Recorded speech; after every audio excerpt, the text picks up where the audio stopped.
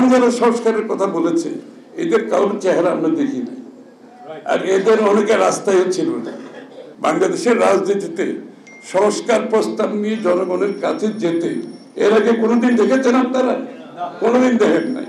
এই প্রথম বাংলাদেশে সংস্কার প্রস্তাব নিয়ে জনগণের কাছে যাচ্ছে, তাদের সমর্থন চাচ্ছে।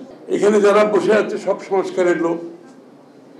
আমরা 31 দফার সংস্কার দিয়েছি, তার আগে 27 দফা বিএনপি সংস্কারের প্রস্তাব দিয়েছে, তার আগে 7 বছর আগে দেশনেত্রী বেগম খালেদা জিয়া ভিশন 2030 এর মাধ্যমে সংস্কারের প্রস্তাব দিয়েছে।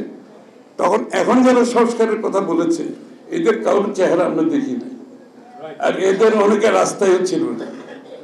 এরা এখন যারা বড় বড় কথা বলছে এর বেশিরভাগ লোককে চেহারা দেখি নাই আমরা আন্দোলন সংগ্রামে। আর এদের মধ্যে কেউ কেউ মাঝে মধ্যে চেহারা উকি ঝুঁকি মেরেছে যখন শেখ হাসিনার ক্ষমতার চাপ তাদের উপর গেছে, তারা গর্তে ঢুকে গেছে, গর্তের থেকে আর বের হয় না। এখন গর্তের থেকে বেরিয়ে আসছে, এখন তারা আমাদেরকে সংস্কারের দিচ্ছে, কি বলে তালিম দিচ্ছে, সংস্কারের তালিম দিচ্ছে তারা আমাদেরকে।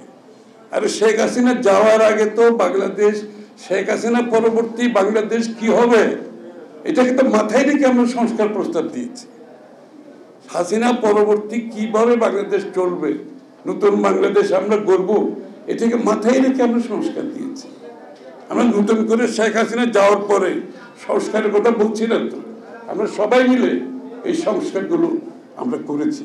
27 দফা বিএনপির ছিল, আমরা যখন যুগপথে আমরা ঐক্যবদ্ধ হয়েছি তখন ওনাদের মতামতের পরিপ্রেক্ষিতে এটা 31 দফায় নিয়ে যাওয়া হয়েছে, এবং 31 দফার সংস্কার বাস্তবায়নের জন্য আমরা যে আগামী নির্বাচন পরবর্তী জাতীয় সরকার গঠন করে 31 দফা বাস্তবায়ন করব, সেই কথাও বাংলাদেশের মানুষের সামনে তুলে ধরা হয়েছে। এবং সবচেয়ে বড় কথা হচ্ছে 31 দফা নিয়ে আমরা গ্রামে গঞ্জে যাচ্ছি, শহরে শহরে যাচ্ছি, লোকজনের কাছে তুলে ধরছে 31 দফা। ইতিপূর্বে কোনোদিন দেখেছেন আপনারা? বাংলাদেশের রাজনীতিতে সংস্কার প্রস্তাব নিয়ে জনগণের কাছে যেতে এর আগে কোনোদিন দেখেছেন আপনারা? কোনোদিন দেখেন নাই। এই প্রথম বাংলাদেশে সংস্কার প্রস্তাব নিয়ে জনগণের কাছে যাচ্ছে, তাদের সমর্থন চাচ্ছে। কারণ দিনের শেষে আপনি যত সংস্কারের কথা বলবেন, দিনের শেষে সংস্কার হতে হবে গণতান্ত্রিক প্রক্রিয়ার মাধ্যমে। গণতান্ত্রিক প্রক্রিয়ার বাইরে গিয়ে কোনো সংস্কার করা যাবে না। এখানে কাউকে নতুন মালিকানা আমরা দিই নাই, বাংলাদেশের মানুষের মালিকানা অন্য কাউকে মালিকানা দিই নেই যারা আগামীর বাংলাদেশের সংস্কার করবে।